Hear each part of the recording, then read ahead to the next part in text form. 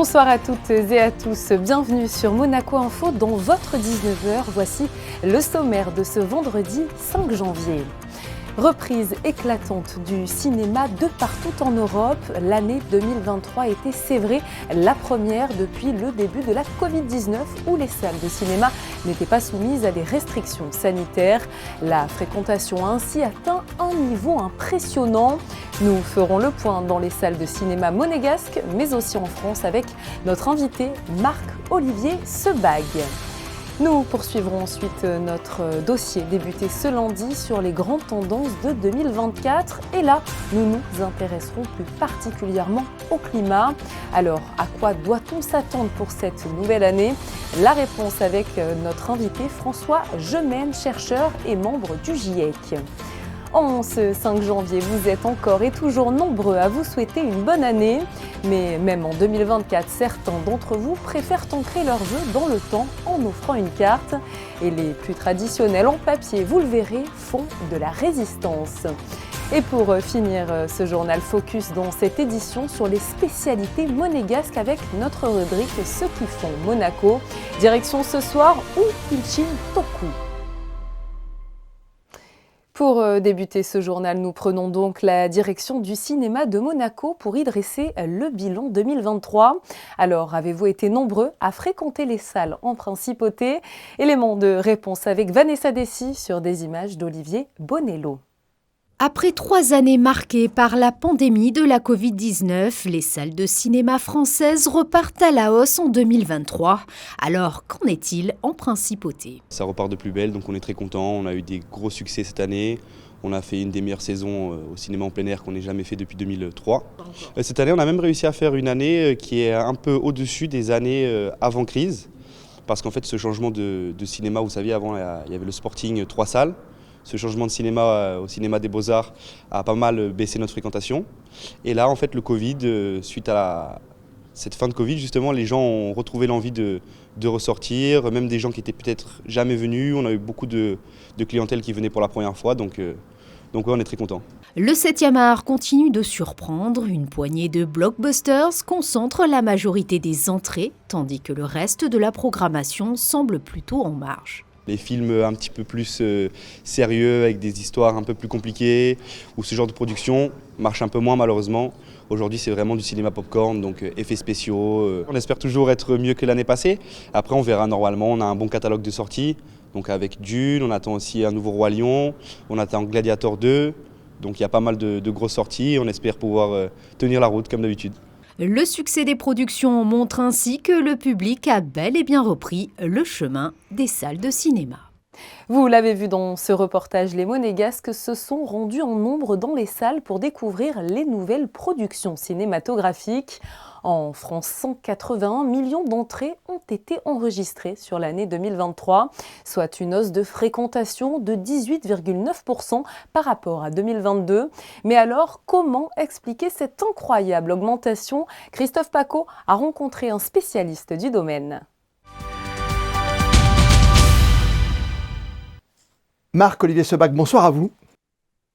Bonsoir. C'est l'heure des bilans, cette première semaine de l'année 2024. On s'aperçoit qu'en 2023, le cinéma qu'on annonçait moribond, eh bien, depuis la Covid, repart avec intérêt, avec des grands films, et pas que des films américains, même des films français. Ça, c'est vraiment un bon signe depuis la Covid.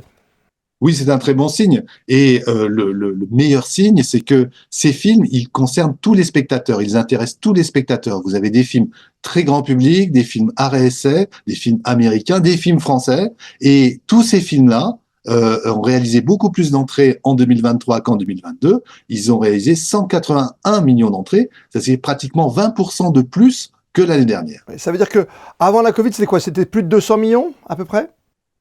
Oui, sur les années 2010, on était en moyenne autour de 200 millions. Et on est en 2020, pour exemple, on est tombé à 95 millions, 2021, 120, 152, 180. Donc, vous voyez, la reprise, je voulais vous parler de la dynamique. La dynamique, elle est vraiment vers la reprise. Et là, on est à 10% près aux chiffres pré-Covid et on en est très content. Donc les gens retournent dans les salles obscures, pas pour voir que des films américains. Alors oui, les blockbusters, ça marche toujours. Oui, un Barbie a cartonné comme un Super Mario, mais il y a des films français, vous l'avez dit, même une Palme d'Or réussit à briller. Tout à fait. Anatomie d'une chute a réalisé 1 200 000 entrées, ce qui est très très important pour une Palme d'Or. Mais vous avez aussi dans ce niveau des films qui ont fait plus d'1 million d'entrées, un film qui s'appelle Je verrai toujours vos visages, qui est un film particulièrement exigeant, le film de François Ozon, Mon crime, Le règne animal, qui est sorti il y a quelques semaines. Très bien. Eh bien, vous voyez, c'est donc des films qui ont rassemblé un très grand nombre de spectateurs et qui sont des films qui sont appel à la culture et à l'intelligence et pas seulement au divertissement. C'est très bien le divertissement et vous avez aussi des films, même parmi les films américains, vous parliez de Barbie, Oppenheimer, qui sont des films très grand public, mais qui sont aussi des films d'auteur, qui sont plus exigeants que la énième version de la énième franchise. Donc, on voit bien que l'intérêt pour le cinéma, l'intérêt pour l'expérience cinéma, l'envie d'aller au cinéma, l'envie d'aller voir des films sur un grand écran tous ensemble, eh bien, il est vraiment revenu chez tous les spectateurs. C'est le cas en France, mais c'est aussi le cas à l'étranger. Le divertissement est toujours en haut, on le voit bien, parce que les grandes productions, même françaises, les Astérix, Obélix, en ce moment, c'est vrai qu'il y a aussi nos petits D'Artagnan qui sont là, avec Milady et autres, qui sont là, nos 3 mousquetaires qui sont en bonne place. Oui, oui, tout à fait, le divertissement. Et on peut parler aussi de Alibi.com 2, qui a fait le meilleur score des films de Philippe Lachaud. Donc le divertissement grand public, effectivement, c'est toujours celui qui rassemble le plus de spectateurs, mais on doit pouvoir produire en France des films très grand public, des films à réessai. On doit pouvoir aussi accueillir des États-Unis, des films grand public et des films plus exigeants, et aussi tous les films du reste du monde. On avait très peur, on le disait tout à l'heure dans nos propos liminaires, ensemble, Marc-Olivier Sebac, de perdre des salles obscures, de perdre des salles de cinéma, même à Paris. Et quand on regarde les chiffres, on voit qu'il y en a que peu ou prou qui ont mis la clé sous la porte pour l'instant.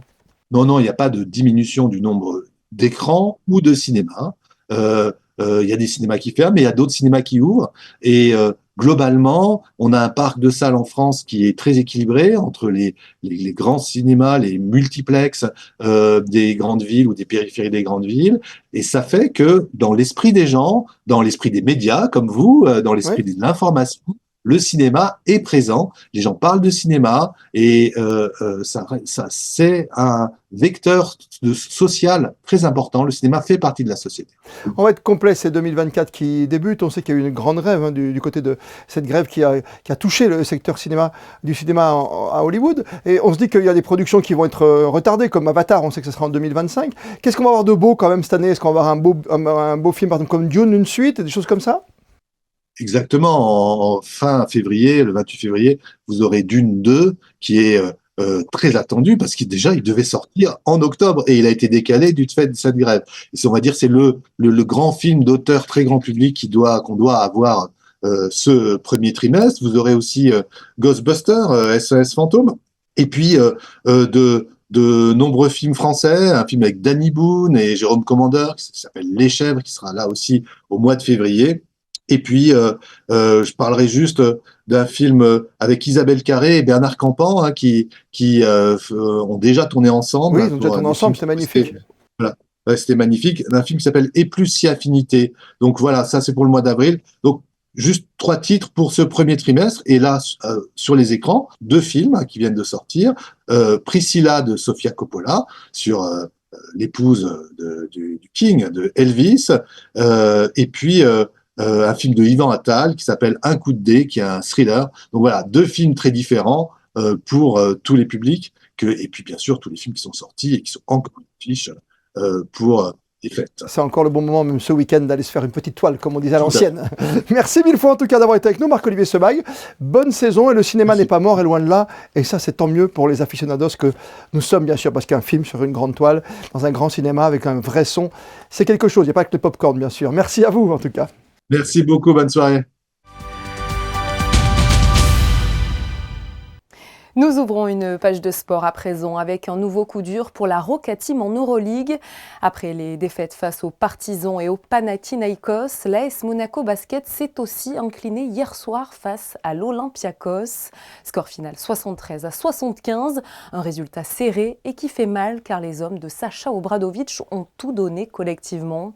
Pour Yacouba Ouattara et ses coéquipiers, il faut vite digérer ce match et passer à autre chose dès mardi face à Baskonia. Coup d'envoi de ce nouveau match d'Euroleague à 19h à la salle Gaston Médecin. Mais avant ça, notre rendez-vous attend les amoureux de sport et plus précisément de football. Ce dimanche 7 janvier à 14h30, le RC Lens recevra l'AS Monaco FC dans le cadre des 32e de finale de la Coupe de France. Un match qui promet d'ores et déjà une belle opposition. Nous vous dévoilerons évidemment le résultat dans notre édition de 18h30. Et vous le savez peut-être déjà, l'AS Monaco FC vient justement d'enregistrer sa toute première recrue hivernale. Thilo Kehrer s'est engagé ce vendredi sous la forme d'un prêt avec option d'achat. Arrivé en provenance du club anglais de West Ham, le défenseur central allemand connaît déjà bien la Ligue 1 Uber Eats. Il a en effet joué durant 4 saisons avec le PSG. À 27 ans, il se présente comme un joueur polyvalent, capable d'évoluer à tous les postes de la défense. Je vous propose d'ailleurs de l'écouter à propos de son arrivée en Principauté.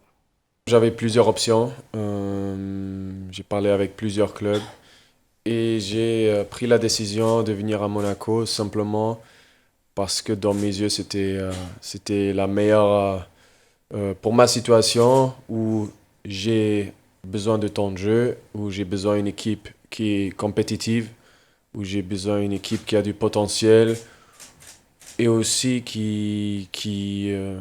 où je pense les deux parties peuvent profiter. L'équipe peut-être de mon expérience, de mes qualités en défense et sur le terrain, et moi de l'équipe, de dynamisme du club, de staff, de la direction qui ont beaucoup d'ambition, comme moi aussi personnellement. Du coup, ça a matché. Et bienvenue en tout cas à Thilo Kehrer en terre monégasque. À compter de cette année 2024, l'AS Monaco FC va offrir un coffret naissance à tous les nouveau-nés de parents monégasques ou de résidents de la Principauté. Un cadeau qui comportera une carte de félicitations, un body et une peluche de la mascotte Booba. Alors pour marquer le coup, le gardien formé à l'AS Monaco, Yann Liénard, s'est rendu au CHPG ce jeudi pour remettre symboliquement le premier kit naissance rouge et blanc aux parents de Michel et d'Eden, nés le 1er et le 2 janvier au CHPG. Ces nouveau-nés qui sont ceux pour qui la population souhaite désormais se battre en faveur du climat. Ce climat qui fait incontestablement partie des grands enjeux de l'année 2024 et ce, de partout dans le monde. Les objectifs sont clairs, moins 55% d'émissions de gaz à effet de serre en 2030 et la neutralité carbone d'ici 2050. Mais la route pour y parvenir, elle, est un peu plus floue. En 2024, plusieurs grands rendez-vous permettront d'ancrer ces trajectoires et peut-être d'atteindre ces objectifs. Pour nous en parler ce soir, François Gemène est à nos côtés. Bonsoir. Bonsoir. Alors merci beaucoup d'être présent sur notre antenne pour nous parler des grands enjeux autour du climat en 2024. Alors justement, à quoi doit-on s'attendre pour les mois à venir si on est un petit peu général ? Si on est un petit peu général, on peut s'attendre à ce qu'il y ait quand même des investissements qui soient découplés dans les énergies décarbonées et dans les énergies renouvelables en particulier. On peut espérer également que le fonds sur les pertes et dommages qui a été créé à la COP28 de Dubaï soit davantage abondé. En d'autres termes, on peut s'attendre à ce qu'on mobilise toute une série de financements dans l'optique de la COP29 qui aura lieu à Bakou en novembre et qui sera précisément consacrée à cette question des financements. Il faut bien se rendre compte que la transition énergétique, ça sera avant tout une affaire d'investissement et que autant la COP28 a décidé de cette transition hors des énergies fossiles, ce qui est une grande avancée et une bonne chose, il va maintenant falloir la concrétiser par des financements dans l'énergie décarbonée. Et malheureusement, cette question va aussi être suspendue au résultat de quelques grandes élections très importantes au Parlement européen, les présidentielles américaines, des élections en Inde également, et des élections au Bangladesh dès ce week-end. Vous parliez de la COP29, des grandes échéances politiques qui nous attendent. Quels seront peut-être les autres grands rendez-vous cette année pour lutter justement contre tous ces dérèglements climatiques ? Il y aura, je pense, un sommet important sur la question de la finance et de la réforme du pacte financier international. On sait que c'est une initiative qui a été lancée il y a quelques années par Mia Mottley, la première ministre de la Barbade, qui convoque toute une série de sommets assez réguliers. Une autre réunion importante, ça va être la réunion des BRICS, qui désormais compte 10 membres, ils ont doublé leur taille. La plupart sont de gros producteurs d'énergie fossile, soit de gaz, soit de charbon, soit de pétrole. Qu'est-ce qu'ils vont décider ensemble et comment est-ce qu'ils vont aborder les résultats de la COP28? Ça sera évidemment un autre rendez-vous politique important. Concernant les mesures attendues, un traité contre le plastique doit aboutir, je crois que c'est fin 2024. Selon vous, comment vont évoluer les négociations qui sont internationales à ce sujet? Bien sûr, on espère effectivement pouvoir aboutir à un résultat significatif sur le plastique d'ici la fin de l'année. Alors, on n'est pas directement sur un enjeu qui est intrinsèquement lié au climat, puisqu'évidemment, on parle ici essentiellement de pollution marine. Mais l'idée, c'est vraiment de donner aussi un certain souffle à la coopération internationale en matière d'environnement. On craignait que cette coopération ne soit paralysée par les tensions géopolitiques en cours, que ce soit en Ukraine ou à Gaza. Fort heureusement, la COP28 a réussi à préserver la coopération internationale sur l'environnement de ces tensions. Il va évidemment falloir poursuivre dans cette ligne et on attend effectivement les négociations sur le plastique dans cette veine. Les inondations, canicules et autres désordres climatiques, pour revenir un petit peu plus précisément sur le climat dont on fait face ces dernières années, vont-ils selon vous encore plus évoluer? Voilà, à quoi doit-on s'attendre? C'est inévitable. C'est-à-dire que tant que nous n'aurons pas atteint le point de neutralité carbone, c'est-à-dire le moment où nous serons capables d'aller retirer de l'atmosphère autant de gaz à effet de serre que nous n'y envoyons, et on a placé cet objectif de neutralité carbone pour 2050, jusqu'à ce que nous atteignions cet objectif, le taux de concentration des gaz à effet de serre dans l'atmosphère va continuer à augmenter, ce qui veut dire que les températures vont également continuer à augmenter, donc on va battre de nouveaux records de température en 2024, et ça veut dire aussi que les phénomènes extrêmes, des inondations, des sécheresses, des vagues de chaleur, vont continuer à se multiplier et à s'intensifier. En 2024, finalement, qu'est-ce qu'on peut souhaiter par rapport au climat? Une véritable prise de conscience de la part, on va dire, du public et plus généralement des politiques? Je dirais pour 2024, le gros enjeu, ça va être à mon sens la mobilisation des financements qui permettrait de concrétiser les engagements politiques de la COP28. Et on peut peut-être espérer en 2024 que la Chine atteigne son pic d'émissions. Ce serait beaucoup plus tôt que prévu, mais les analystes semblent concorder pour dire que ce pic arrivera en 2024 ou peut-être en 2025. Il est certain que dès l'instant où la Chine aura atteint son pic d'émissions, ça va beaucoup faciliter les choses également. Et si ce pic est atteint en 2024, ça serait une très bonne nouvelle pour le climat. Agir en 2024, est-ce que c'est pas trop tard finalement? Il est évidemment très tard, mais il n'est jamais trop tard. Le changement climatique, c'est un problème graduel, c'est pas un problème binaire, c'est pas gagné ou perdu, c'est pas blanc ou noir. Chaque dixième de degré d'élévation de la température va compter, va faire une énorme différence. Et donc, bien entendu, plus nous allons attendre, plus ça va être compliqué et coûteux. Mais par contre, il n'est jamais trop tard. C'est jamais une bataille qui est définitivement perdue. Merci beaucoup à vous d'avoir répondu à notre invitation sur Monaco Info à propos donc de l'avenir du climat en 2024. Avec plaisir. Dans le cadre de sa lutte contre les activités malveillantes sur Internet, le gouvernement princier attire votre attention sur d'éventuels faux téléservices. En effet, une tentative frauduleuse relative à une demande d'échange d'un permis de conduire étranger vient d'être déjouée par l'agence monégasque de sécurité numérique. Pour rappel, toutes les démarches en ligne des services du gouvernement princier contiennent gouv.mc dans leur adresse. Alors, si vous recevez pour vos démarches en ligne un lien ou un mail ne contenant pas ces termes, il vous est fortement recommandé de ne pas les ouvrir. L'adresse officielle pour les démarches en ligne de la principauté est monservicepublic.gouv.mc. Soyez prudents. Parlons tradition avec cet incontournable des fêtes de fin d'année, la carte de vœux. Face à la concurrence du numérique, les cartes de vœux en papier ont toujours la cote à Monaco et semblent survivre chaque année à l'avènement du tout digital. Plus de précisions ce soir avec Frédéric Elion sur des images de Julien Laugier. En France, en 2023, 700 millions de SMS ont été envoyés pour souhaiter la bonne année. À l'ère du tout numérique et malgré la multiplication des applications de messagerie, la carte de vœux fait pourtant de la résistance. Oui, les cartes de vœux, bien sûr, se vendent toujours aussi bien. On a vendu nos cartes de Noël avant les fêtes, donc ça a été un petit succès. Ça a bien marché. Et là, maintenant, on attaque avec les cartes de vœux. On a donc tout notre rayon qui est là, qui commence déjà à se dégarnir pas mal. Voilà, donc on a bien vendu déjà. Rassurez-nous, ça veut dire que les cartes de vœux ne sont pas amenées à disparaître? Non, vraiment pas pour l'instant. Nous, chaque année, on a de très belles cartes et il n'y a pas de problème. Les gens aiment ça. Dorure, relief, originalité des matériaux, la carte de vœux papier a su se réinventer pour contrer le digital.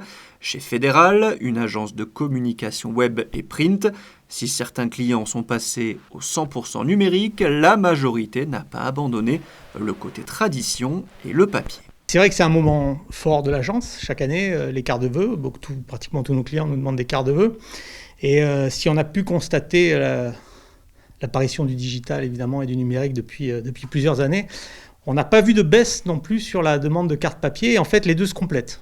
Ce qui se passe, c'est que la plupart du temps, on a un projet de carte papier et il faut évidemment décliner la version digitale. C'est pas 50-50. Je dirais que le papier est encore devant, avec une déclinaison pour pouvoir envoyer par mail. Voilà. Mais le projet initial, il est souhaité sur papier.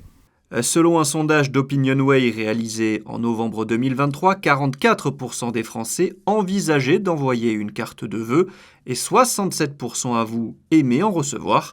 Et vous, qu'en pensez-vous ? Ma famille habite loin d'ici, donc je préfère maintenant avec l'Internet et avec tout ça, le WhatsApp, le SMS. Moi, je n'en vois plus du tout parce que les trois quarts répondent pas aux cartes de vœux. Parce que les cartes numériques, c'est bien beau, mais c'est pas pareil. C'est vrai. Et le plus beau, c'est encore les cartes de vœux qui sont faites soi-même. Je suis hollandaise, mais grandie aux États-Unis où on fait beaucoup de cartes. Donc c'est Pâques, c'est Nouvel An, c'est Noël, c'est les anniversaires, mais c'est tout virtuel. D'accord. Pourquoi être passé au numérique justement ?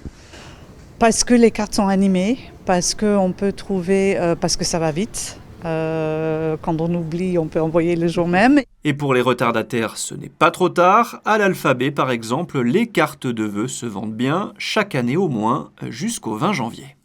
Dans notre série Ceux qui font Monaco, nous vous dévoilons la richesse de notre pays et tous les acteurs qui le composent. Ce soir, nous vous emmenons découvrir l'univers culinaire monégasque et nous parlons plus précisément de petites fins, de petits toku, comme on dit ici. C'est bien ça, Christine-là ? Oui, il porte un nom bien monégasque. Ce petit bar à snack vous propose des suggestions gourmandes et authentiques aux saveurs régionales. Voici l'histoire de Upichin Toku. L'histoire de mon snack, ça a commencé en 2011. Le magasin existait déjà et j'ai juste repris la succession. Et on a continué avec nos produits, notre façon de faire. C'est Upichin Toku. Ça veut dire le petit morceau, le petit casse-croûte. Voilà, moi, c'est dire le petit morceau. Et les monégasques à l'époque, même encore maintenant, ils disent on va manger un Upichin Toku, on va manger le casse-croûte du matin. Essentiellement, on fait la pissaladière, les barbadjoans, la tourte de blette. Voilà, pour citer les trois principaux. Et après, on fait des salades niçoises, des salades avec l'avocat, des sandwichs, des clubs jambon fromage, poulet fromage, des clubs poulet bacon, qui a beaucoup de succès. Je pense justement le fait de tout faire nous-mêmes, de travailler avec des produits frais, de tout transformer nous-mêmes, de tout monter nous-mêmes, de A à Z, ça joue beaucoup sur la qualité. Et après, on essaie de faire des prix attractifs pour que ce soit accessible à tout le monde, un maximum de public, de personnes. Et voilà. Le produit phare, c'est le pambagna, qui marche énormément. Et pareil, on fait tous les jours tous les légumes frais qu'on reçoit tous les matins, coupés au moment. Et voilà, ça fait des bons pambagnas avec le pain frais aussi du boulanger. Vous savez combien à peu près vous faites de sandwichs par jour, de salades ? De salade, on doit en faire 60-70 et des sandwichs 100, 120. Ça dépend les périodes. Période aussi l'hiver, période de Grand Prix, période de yacht show aussi, on a très bien travaillé. Donc ça dépend, entre 100 et 200, ça varie. Vous l'aurez compris, venez donc pour le pambagna, la pissaladière ou encore la tourte aux blettes. Upichin Toku est ouvert du lundi au vendredi de 6h30 à 15h. De quoi se régaler en ce début d'année. Merci beaucoup à vous, Christine Datomel. Le point sur vos prévisions météo de ce début de week-end avec Frédéric Elion. Bonsoir à vous, Frédéric. Bonsoir Julia, il faudra encore attendre pour revoir un grand soleil. Une bonne nouvelle quand même, il ne pleuvra pas samedi, mais le temps sera très nuageux toute la journée. Les températures seront comprises entre 9 et 13 degrés samedi 6 janvier. Nous fêterons l'Épiphanie. Et oui, l'Épiphanie qui célèbre, vous le savez, l'arrivée des rois mages après la naissance du Christ. Traditionnellement fêtée le 6 janvier, l'Épiphanie est aussi le moment de l'année où l'on déguste les délicieuses galettes. Qu'elles soient la frangipane ou briochée, notre photographe Stéphane Dana vous propose de découvrir ce soir les plus belles galettes des rois de la principauté. C'est la fin de ce journal. Merci pour votre fidélité et votre confiance. On se retrouve demain pour un nouveau point complet sur l'actualité. En attendant, très belle soirée sur notre antenne.